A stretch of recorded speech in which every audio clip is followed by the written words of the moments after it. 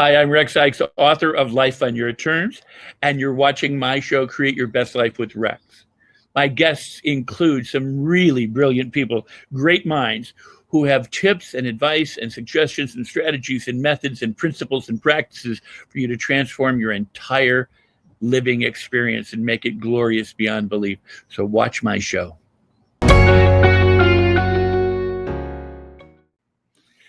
Hello, everyone. I'm Rex Sikes, and you're watching All Things Rex. Of course, we stream every Thursday on the Los Angeles Tribune Facebook page and elsewhere. We're also available for replays on Roku TV. My guest today, you're going to love it. You're going to be thrilled. It is Carla Berkowitz, and she is the executive producer of the critically acclaimed film, and it took years to make and to bring to the audience. The critically acclaimed film is Critical Thinking, and it's John Leguizamo's directorial debut, and he also stars in the movie. It took 20 years for Carla to bring this film to fruition, and during that time, Carla had many ups and downs and setbacks and fortune, all the while raising her children, running her own business that she had founded, dealing with lupus, producing fitness videos, and finding herself as the only woman in the room when meeting with Hollywood studio executives. So without any further ado, I am going to be bringing on Carla. And I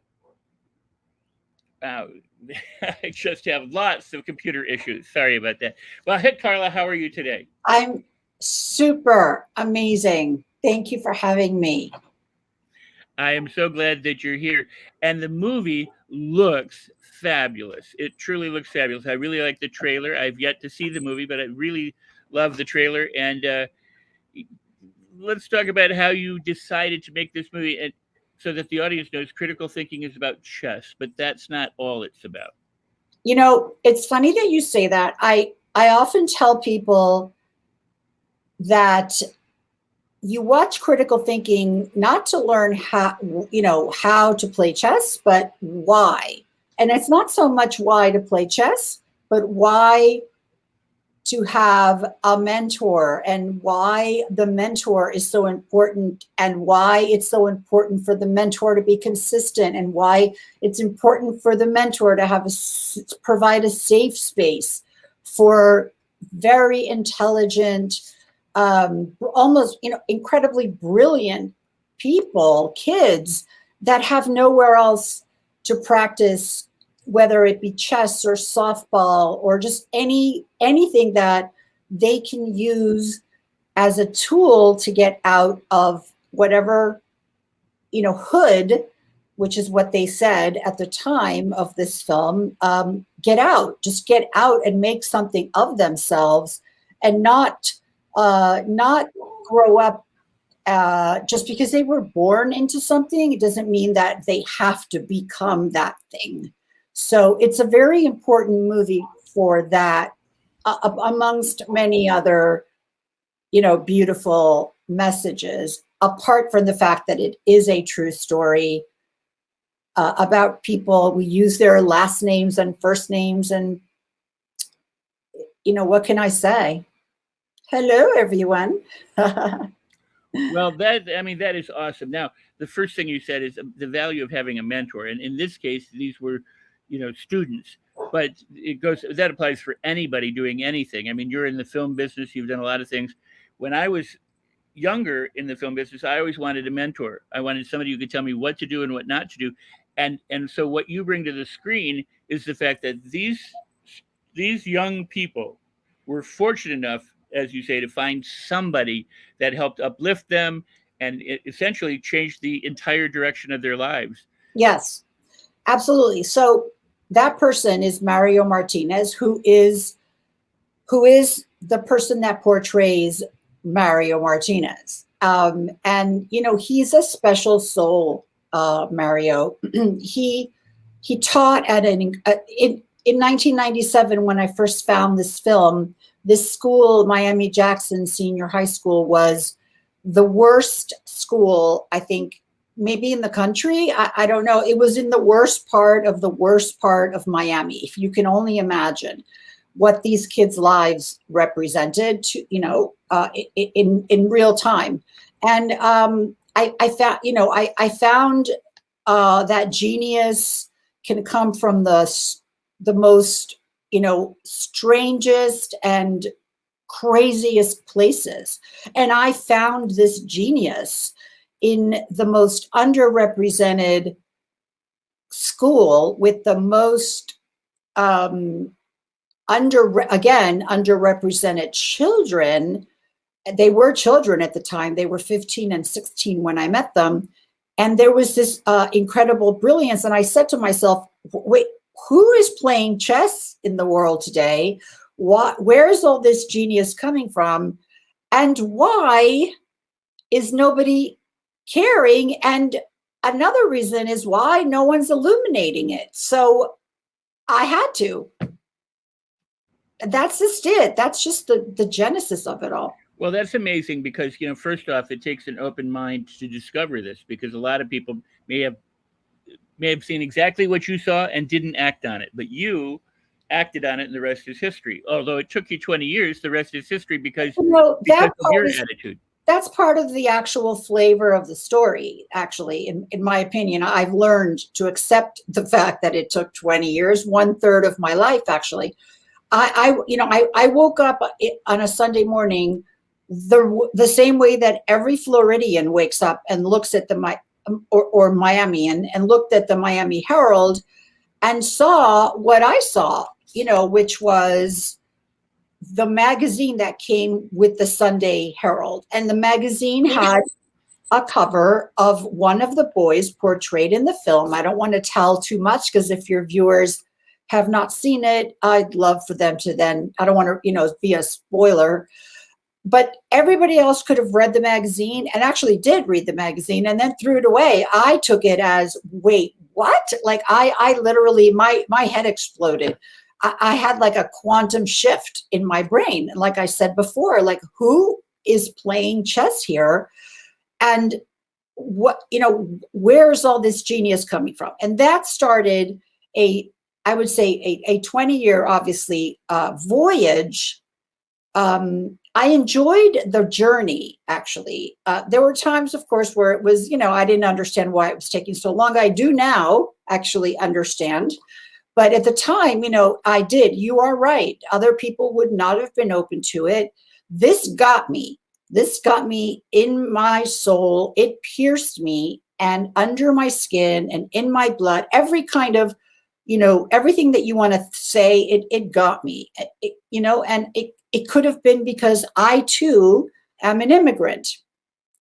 Did not speak English when I first moved here from Venezuela. So maybe that's what got me in, kind of, but, that was only part of it. That was only part of it. It was just them, those kids, the humility. Well, that is awesome. And again, it shows that you recognized opportunity and something of value when you saw it, and you were committed and persistent enough to see it all the way through to the making and beyond.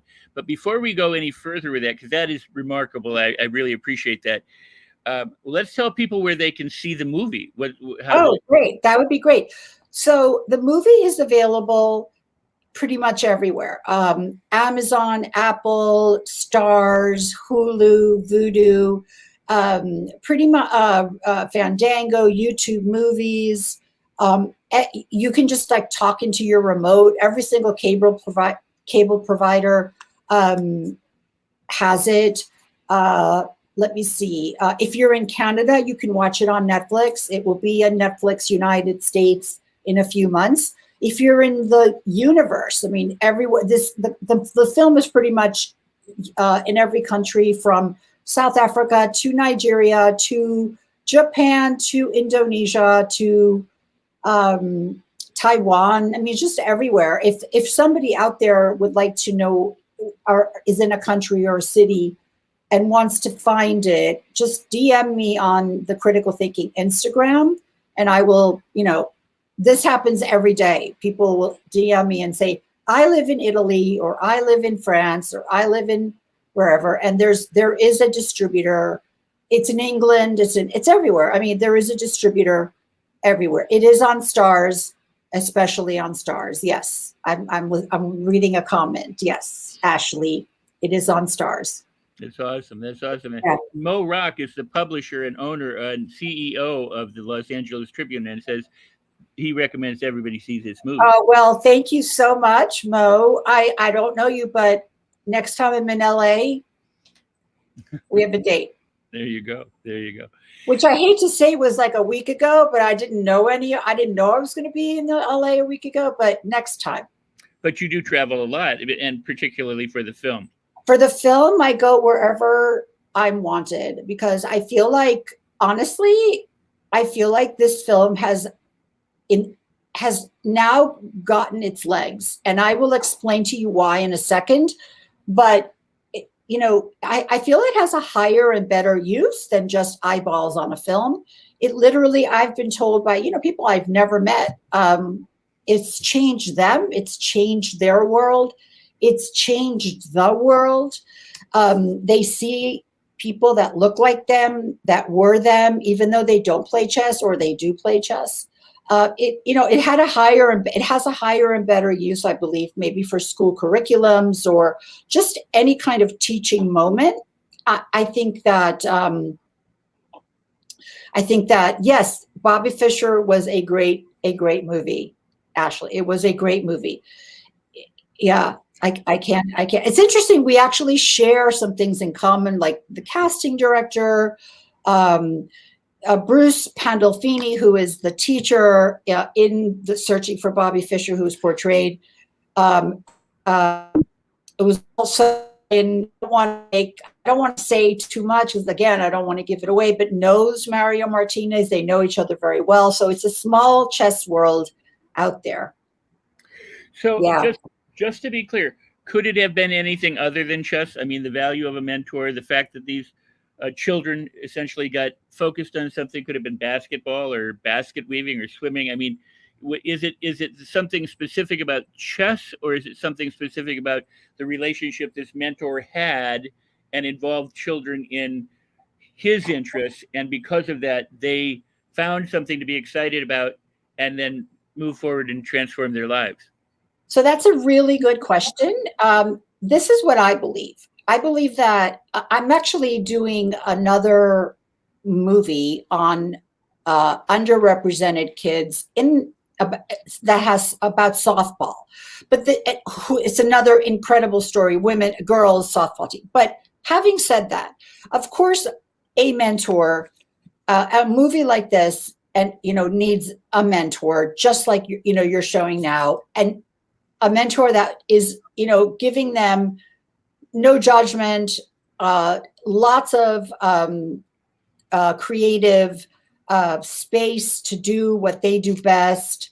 And most importantly, it's the consistency. It's not coming and leaving in a year kind of thing. However, having said that, chess is very different than every other, I would say, sport or game. In our opinion, the way we made the film, and for those of you who have seen it, we made it almost as a physical sport, even though it's incredibly mental. But having said that, the fact that it does exercise your brain muscles to the point where I believe it is a sport, and I believe it changes your brain and it rewires certain things that other things don't. Not that you can't be amazing in football or basketball or softball or anything, but some things are good for something else. You learn life lessons from everything. But I believe chess, honestly, if you see the film and you watch the end, don't get up. Everybody, don't watch the credits, honestly, because it's the best part. The real boys get on there and explain how everything they do in their daily lives today, 20 years later, they recognize that chess had everything, if not nothing, to do with how they perform all of their work duties or life decisions. Because on a chessboard, Rex, you can actually see the future. You can see your future and you can see their future, whether or not it's the whole game or just the first 10, the next 10 moves, but you can see the future, even if you're not that good. That doesn't come with most other things in life, unless you're, a seer or God or whatever. But honestly, it is something that is in a league of its own. Well, that is a brilliant, brilliant response because, and I think you're absolutely correct, because I mean there are people who can play multiple games simultaneously, and Right, you have to, that takes development of the brain right. itself to be able to not only be able to memorize, but to see the future and to plan, for not only one board, but for multiple boards. And not everybody plays multiple games, but it does suggest that the people who get into it do develop themselves differently than people who don't, and that for problem solving and for planning and for living a successful life, it makes a lot of sense to at least explore chess. Just explore. So I know you haven't seen the film yet, but there is one of the boys, and again, I don't want to, I don't even, that's funny that you mention it. One of the boys plays that against 10 boards, 10 people blindfolded. So that is absolutely not a normal skill, even if you're a chess grandmaster international, even if you're the best chess player in the universe. Not often that you find people that have that kind of memory, that kind of mentality, that kind of the ability to analyze. And it's funny because the reason it's either blindfolded or blind chess, they call it, where you close your eyes, but you're always turned around. That's a special brain. That's a little bit beyond just being, the most unbelievable chess player. I mean, that's another skill which you can see in the movie. Well, that's fabulous, and I would argue with you on that if people really wanted to get that good, they probably could. It's like a muscle. The brain is like a muscle. The more you exercise it, the bigger, the better it grows. Exactly. Exactly. And and it's a special the ability to visualize, and to have that kind of eidetic memory of what's going on, on multiple boards. So that's awesome. But let me shift back to you travel a lot, and you were recently in El Paso. I was. So I was in El Paso a few days ago to commemorate the second anniversary of the El Paso shooting in Walmart.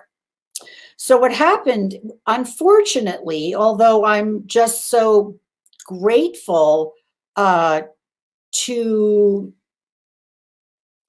in a way, know intimately what happened, is because the 2 years ago when it happened, our publicist is from El Paso, and I, reached out and I called and I'm like, hey, Chris, I hope everything's okay in El Paso. Let me know if there's anything I could do. He's like, well, actually, it's not okay. It's my family, and that baby that survived is my nephew, and blah, blah, blah.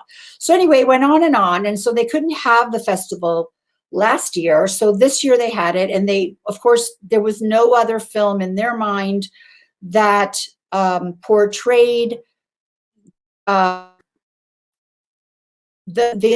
faith in underrepresented communities like critical thinking does. So they premiered it. And the interesting part is that because of COVID, I personally, the executive producer, who took 20 years to make, had never seen the film on anything but a TV, which is bizarre. And so that was the first time I had ever seen it on a screen, which is great because, the sound is, you could hear it better, you could see it better. There's no comparison. So it was very sad, very sad day in El Paso for everybody. The family was sitting around, next to me, but it was a beautiful opportunity to honor the family. Wow, wow. Well, our hearts go out to them, Yeah. and to you and your connection, in terms of your relation to those And but what a marvelous experience too to see your movie on the big screen. I mean that has to be I mean, exciting. I I can't describe. I mean, I'll tell you one little trick that'll get your listeners or your viewers maybe. So I was very, very adamant in making every time they clicked on their clock to make sure that the clock was like three-dimensional sounding. So you would be like, it wasn't just like a clock being pushed, but so I've actually for the first time heard it the way we designed the sound. As you know, I'm a big sound person, so that was a big, big thing to me. And it worked. I actually was like, "What? Whoa! That maybe it's too much," but it was actually fantastic. So that's just a little, fun factoid about the film. Yeah, it I'm was just pretty gonna awesome. I'm just going to ask you a question off camera here for a second, and also let you know there are a couple of times there may have been some internet weirdness go on where there's a little bit of freezing or stuff gets distorted. So if that happens while you're speaking, I might interrupt you and say, "Hey, can you repeat that?" Just so we don't Absolutely. miss anything. So if I do interrupt you, well, Chad is on here. Chad is the gentleman who I introduced know. us. So Yeah. that's very, very cool. He has a question. What was the hardest scene to shoot or your favorite scene? So let's ask Chad's question as best you can answer without revealing all the goodies. Okay. So I would say that without giving anything away is the last scene. The last scene of the film is the reason we chose the year that we chose because it was a 10-year chess program, believe it or not, 10 years. We chose 1998 for a very particular reason, which you can see at the end. The last, and I'm not just saying that to keep people in their seats. I'm really completely upset, and everybody is Okay, too. Once they see it. so there, I'm going to have to have you repeat that. You said I'm not saying it just to keep people in their seats, and then we couldn't understand the rest. So what I was saying is it's not just to keep people in their seats. It really is the most magnificent last scene of a sports movie, chess movie that I personally have ever seen. And also a bunch of humility and respect. Well, that's awesome, and own it. I mean, even if it were designed to keep people in their seats, it's for a worthy reason, No, right? it wasn't. It's the reason we chose that year Oh, to okay, film because there were 10 years of right. brilliant, magnificent children. They're not children anymore. They're all in their 30s, which I can't believe. If you want, I can tell that story of how I met, them at 15. Absolutely, absolutely. Go for it. So when I saw that article in the Miami Herald magazine, um, that was Sunday. So Monday, I called the coach immediately, like it was immediate. And we chatted and the magazine article was about that year. So I got those 5 kids and they went to Miami Jackson Senior High School. So they were called the Jackson Five because they were so good. They were getting, they were so well known in Florida and actually in the United States because they played chess like no one you have ever seen. First of all, they looked like gangsters, but they were ghetto intellectuals, like John likes to say. They were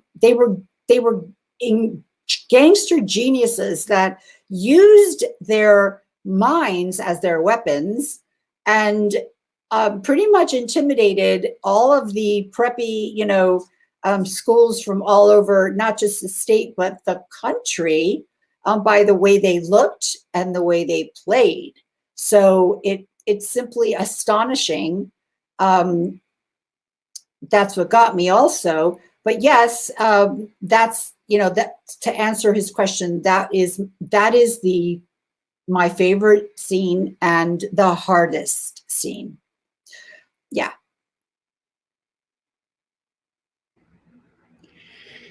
Wow. It's so amazing that Well, let me ask you this: how did eh, can you talk about how um, Mario got the students to play chess, where they came from and how they met? Is that something that you can tell Yeah. without spoiling the movie?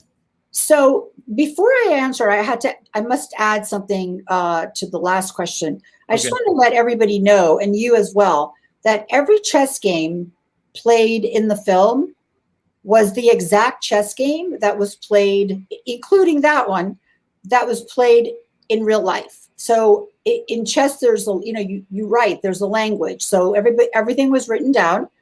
And so every single chess game that you see on film was the exact game that they played at that exact moment in their lives. I mean, just saying that is amazingly historically accurate. Yeah, I wouldn't have it any other way. There were some things that were too historically accurate, but that's it. Either you choose to make a true story or you don't. And I made the hard choice, to keep things in that just is. Oh, You know? that is remarkable and wonderful. We're going to go to a commercial break in a few minutes, but before we do, um, can you? And I really appreciate that. But Yes. we now So yes, Mario and the sorry about students. that. Yeah. So Mario was a history teacher initially, and he loved playing chess. So he started playing chess. He was playing chess in the cafeteria, and little by little, some of the guys would, go and watch them play. And little by little, he had quite a crowd. So he decided to make an elective, and it was like they say in the film, the easiest elective in the history of electives. All you need to do is stay awake and pass, is what they say. But that's not actually true in real life. But the truth is that's how that was the genesis of how he met all of those kids. He started an elective. He saw that there was an interest. Some of the kids did not play from the beginning. Some of the kids have been playing since Cuba or Dominican Republic or wherever they came from. In those countries, you play chess when you're a little kid, whether you like it or not. Your grandfather teaches you, or for example, in Cuba, one of the boys, who I don't want to tell, didn't have a choice. They taught the Soviet method in Cuba, and he learned, and he again, without saying too much, he wrote every single game down, including the last game of the film, which is the ending. And so that's what made it accurate. So that's how we met, started the elective, and little by little, it turned into a 10-year, nationally recognized by CNN, and just all the other networks, as how is it that, and this question bothers me deep down inside, because the question was always, how is it that a bunch of kids from the ghetto, can play so well and can beat out all these, schools that are in the Northeast of the United States? And I have nothing against those schools, because two of my children went to two of them. So, but what I'm saying is, I don't like the question. I don't like the assumption that brilliance and genius comes from one place, and that other people that don't look like those people have no way of learning, or perfecting or excelling or winning over those people. And not just because they were good, it's because they were superheroes. Each of them had a superhero talent, depending on their strengths. So that's how he met them. Wow, that is truly beautiful. All right, well, thank you for that. And what we're going to do is we're going to take a brief pause for just a moment, and then we'll come back and talk more with Carla Berkowitz, the executive producer of the critically acclaimed Critical Thinking movie directed by John Leguizamo, which also stars John. And we'll be right back. Thank you, Carla.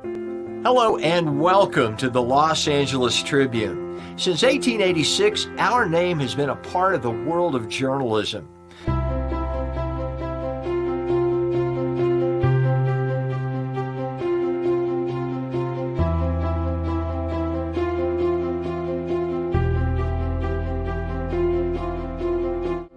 we have earned a reputation for being a publication that practices integrity, authenticity, and responsibility. For general inquiries, contact today. Thank you on behalf of the Los Angeles Tribune team. Wow, and we're back. All right. Wow. So, Carla, this is fascinating. But why did the movie take 20 years? So I used to think that was a problem. I used to think, I don't know, what's going on? Like, why is it taking so long? Other than the regular answers, which is producers in and out, directors in and out, scripts we didn't like, screenwriters in and out. That's actually, just the scratching the surface. I now believe that this film took this long because it was waiting for John. That's it. Because 17 years into the movie, making the movie, which by some weird coincidence, 17 years sounds longer than 20. I'm not sure why. It's just, I don't know. It is what it is. But at the 17th year, he came in through another producer who was in the beginning a producer and then actually left and came back with John. He had just finished Latin History for Morons. If you haven't seen it, you should. It's on Netflix. And he played a teacher. And so he wanted to continue to play a teacher. So this was perfect for him. And he had never directed a feature film, so he did. And so that's, I believe that if you want to think about it in a more of a, in not such a literal way, I believe it was waiting for John, because I don't think anyone could have played this film, this role in this film the way he did. I honestly don't. I think this was waiting for him, marinating. That is a beautiful answer, and I would agree. I mean, we mentioned earlier that lots of people might have seen the story of the Miami Tribune, including the Miami Herald, including filmmakers and producers and directors and actors and screenwriters and everything else, but you acted on it, and then during the 20 years, pieces fall into place, and people come and people go, and so I truly I appreciate that answer, that it was waiting for John.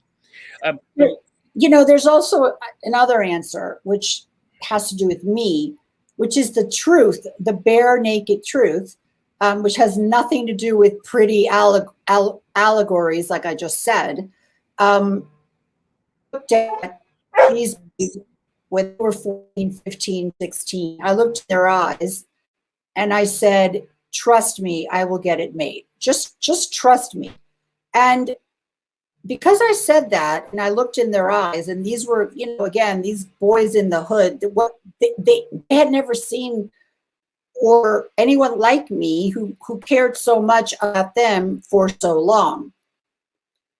There wasn't one day, not one single day in the 20 years that I did not work on this film. Weekends, nights, when I was dreaming, I would make unnecessary trips to LA, to New York, wherever it was, just to keep the mojo going, just because I had to keep it out in the universe. And I had made a promise to these boys and the coach that this was going to get done. So there wasn't, like I said, not one single day that I had not worked on this film, even if there was nothing really substantive to do other than me keeping the energy alive. Well, you keeping the energy alive is what brought the screen, the movie to the people. I mean, thank you. And the fact that you are a person of your word. There's so many people in the world today who say something but don't keep their word. They say I'll be there at 10 and they show up at 10:45. The other thing is a lot of people dabble and they try stuff, and if it doesn't work out right away, they give up and they throw in the towel. But the saying is, if you take enough baby steps in the right direction, you can get to the peak of Mount Everest. And what you did is exactly that. People who aren't in the film business may hear some stories and that, but they have no idea what a producer, executive producer does, or how many moving parts there are. Could we go into that for just a little bit to talk about what you do, what you have to coordinate, and with people coming and going over those 20 years, to let people know what kind of a job you had and have as a producer? Good question again. So this is my answer just for me. I can't, I won't, I can't take an encyclopedia and write what an executive producer does, blah, blah, blah. This is just my version, what I find works for me, what I find works for me to be able to tackle projects and finish them. This is what works for me. I try my best to take lots of moving parts together, and it's not as easy as it sounds. And I know a lot of people. Carla, I'm interrupting because you broke up again. The last thing Sorry. we heard, I take, well, it's not your fault. I take lots of moving parts. I take all the moving parts actually, and make sure that they get together and produce a tangible product that I'm proud of, and that I can say that it was worth the real estate in my mind, in my heart, and my time. So that's the first thing. The other thing that I believe I, as an executive producer, am tasked to do is kind of look around corners and see, hopefully before I get to the corner, and see what's going to happen.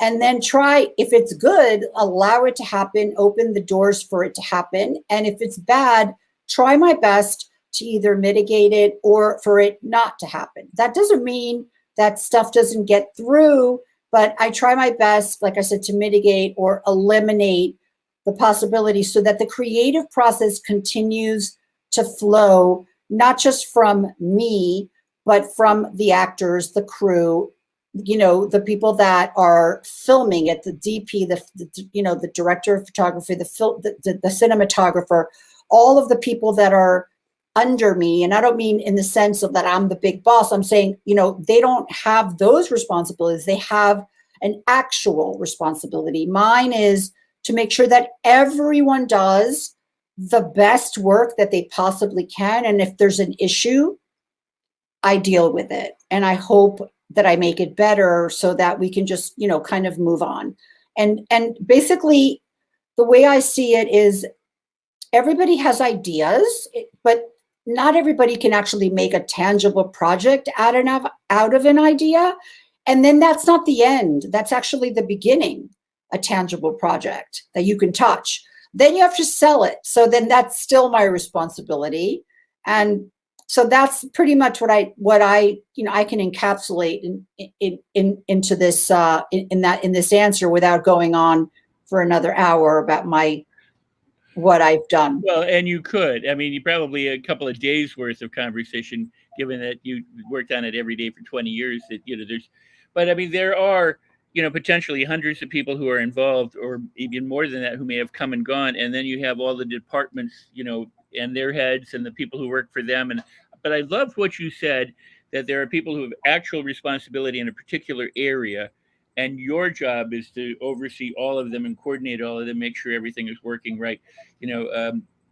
So John is directing and he's acting, and that to me always is a very hard, very difficult very choice hard. to do, because you're in it while you're trying to see. So so how was that? I mean you can't speak for John, but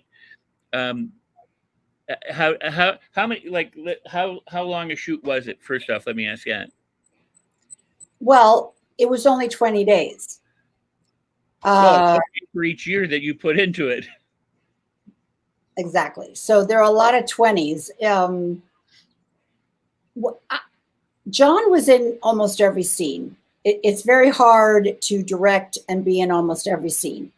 But the good thing about John, the interesting thing about John, is because he comes from a Broadway background, he believes in rehearsing, everything. So when you come on set, you pretty much already not only know your lines, but you know how you're going to be with the other people that are playing with you. Again, give too much away. It's sure that these boys had their chest I mean, swagger. interrupt again. You got a little staggered there Sure, from the internet, and sure. you were talking about right before you said these boys. We're talking about John being in every scene.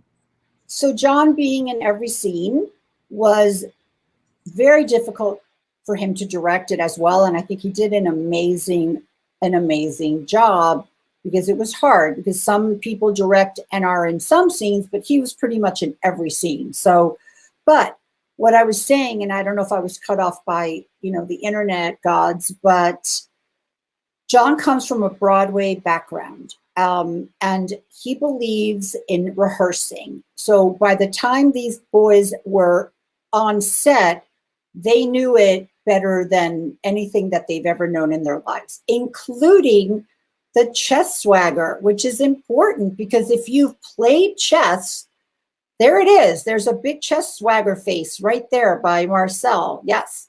So if you've played chess your whole life, and there's Latin history for morons, where he played a teacher as well. So if you play chess your whole life, you don't just pick up a chess piece and just put it down. I mean, there's a certain kind of, you've developed a swagger or some kind of, style. And he made sure that the boys who were portraying the real boys had a swagger.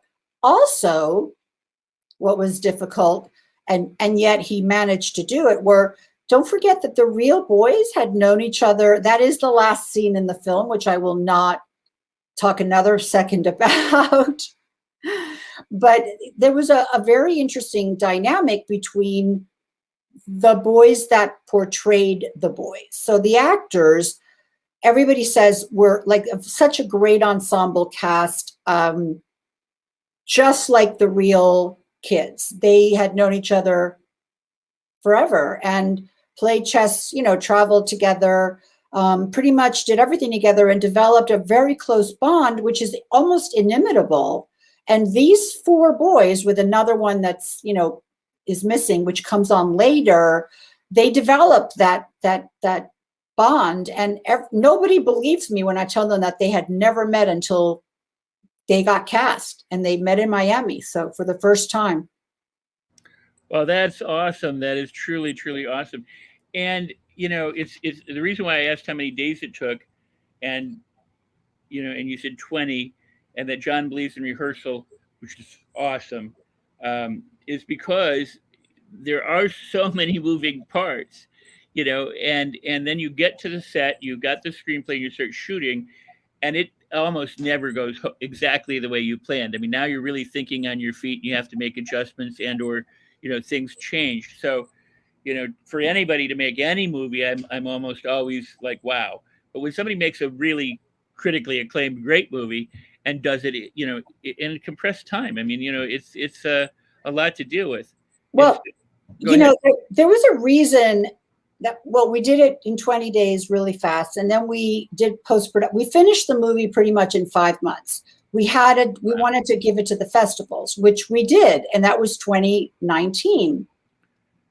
So can I ask you a question? Yeah. When you did, we say 20 days, was it like 6 on, 1 off? I mean, did you have a break? You didn't go, correct. Sometimes we had a double day, which was insane, but we had to, Right. So we did it fast. We finished producing, designing the sound and colorizing it and just everything in post-production. We wanted to get into the certain festivals. I wanted to get into South by Southwest because that's very brainiac-y, and we did. And we got into South by Southwest to be the premiere film on Saturday night. There was a bidding war, blah, blah, blah. We were bringing the whole cast, which is not usual for an indie film. And then 1 week before, a virus ate the world. So how do I describe that feeling of working for 20 years, getting into a festival? The trajectory of this film was going to go like this, and it ended up on a much more level you know, trajectory again, for lack of a better word right now. So now it's finding its legs now, almost 7-8 months later. Usually indie films like this stay on people's radars for maybe 8-12 weeks, but now the film is getting much more attention than it did actually when it was released. It's on every single streaming platform, if not, you know, and then, you know, we didn't get the opportunity to premiere in a theater other than last week in El Paso. So that was very sad, because the movie really does deserve, you know, a bigger audience. So. And yet, you know, you said it took 20 years, and 17 of those years were pre-John, and Correct. that it was waiting for John. So maybe, you know, the idea that it was supposed to premiere at South by Southwest, but the trajectory it's on is exactly what's intended, and it will make it more long lasting. I agree. You could have ever imagined. Well, with that in mind, I agree. let's talk about the fact that you, as a producer, are staying with this project. I am. Like I said in the beginning, when I looked in their eyes, you know, and it was a 10-year program, and, you know, on and on and on, I decided this was always the plan. It wasn't something that I came up with now. it was a parallel plan. I was waiting to see how the film was received, and it was received really well. We have a 94% Rotten Tomatoes rating, which is really good. I think it's really good, at least for me. And it was incredibly well received. I was waiting for that. I was waiting for that metric. I am spinning off the film into a TV series for two reasons. One is I can't let go, because these are, I don't want to cry, but these are real people, and they lived every bit of the horrendousness that is not only in the film, but will be in the TV series. So they deserve their day in court. They deserve their day on film. And just because I didn't choose their year, I mean, they don't deserve to have their story told. In some cases, is even more brilliant than what was told in the movie. So I can't let go. I won't let go. And it's a very timely TV series. It's going to be bilingual, and there's nothing really like it. Queen's Gambit was wonderful, but it's not a true story. So, this is actual, true stories like the film that people need to see and hear. So there it is. There's something, I'm a little reluctant to say this, but my sister's a writer and a producer and a journalist, and has done many different things. And she and her partner, she wrote a book called 8-Ball Chicks, which is about girl gangs in New York, Milwaukee, and Los Angeles. Her writing partner, a person became her writing partner because of this book, and they developed a series for television. And when they were pitching the series, they said there will never be a Latina star running a show. You just give it up. It's not going to happen. Well, that pretty much happened. That pretty much happened with this film as well. The answer from all the studios was, Latinos don't want to see Latinos on camera. So that is a metric that is not, how do I put this? You can't quantify it.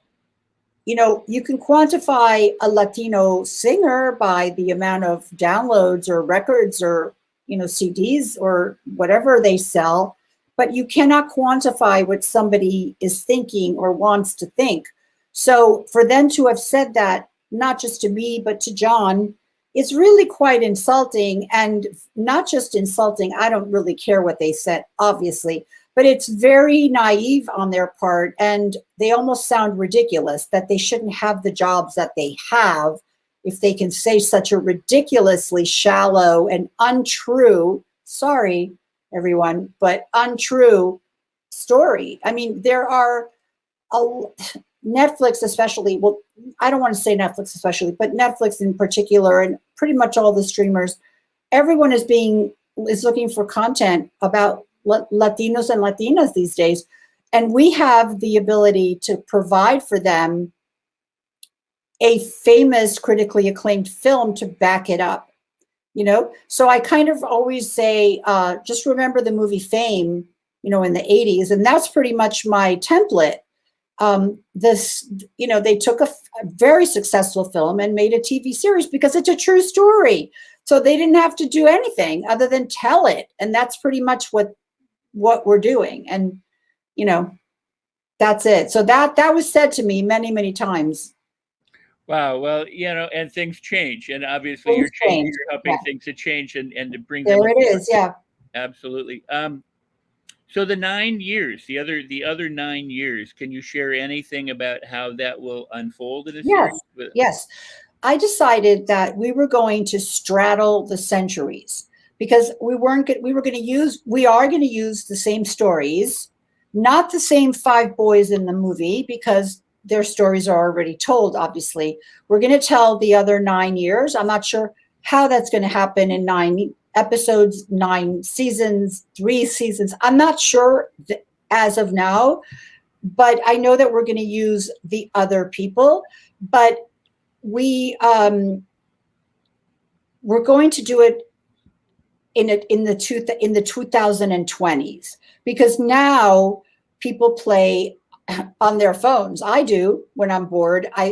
They play on the computer. Chess.com. Shout out to my friends at chess.com. If anybody is not a member of chess.com and plays chess, I suggest you become a member. So everybody plays on there. They play on Twitch. They stream. They make money, or they don't. Or it's a thing now. So I didn't feel comfortable keeping it in the 90s because it really amplifies the message. I think that is being told by keeping it current and making it bilingual with subtitles, depending on what language they're speaking, English or Spanish.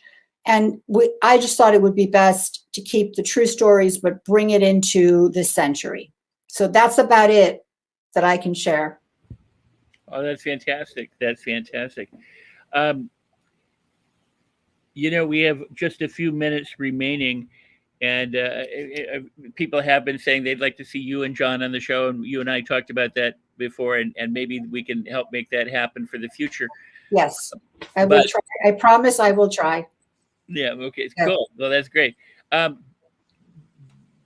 you played chess as a result of this movie, or had you played chess before the movie? I played chess as a result of this movie. Well, that's awesome. I mean, that's awesome. And if more and more people start playing chess and develop their brains, it will be wholly worth it for them to see the movie to discover what's possible. I mean, if you want to find me, I'm on chess.com as Critical Thinking EP. So if you want to challenge me to a game, I'm on there. Cool.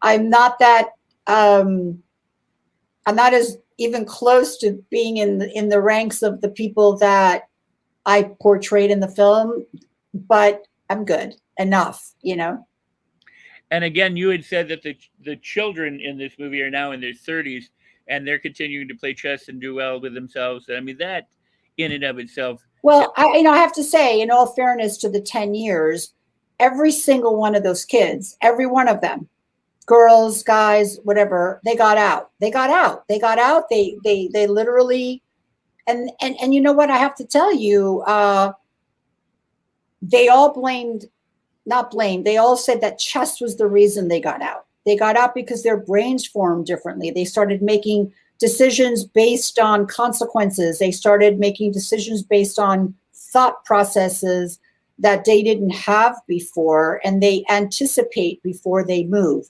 which chess gives you the vision of the whole thing before the whole thing even starts.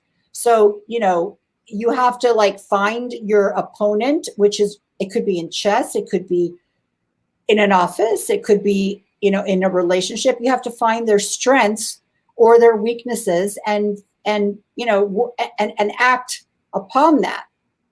You can pretty much control your universe with chess and the lessons you get from it. Yeah.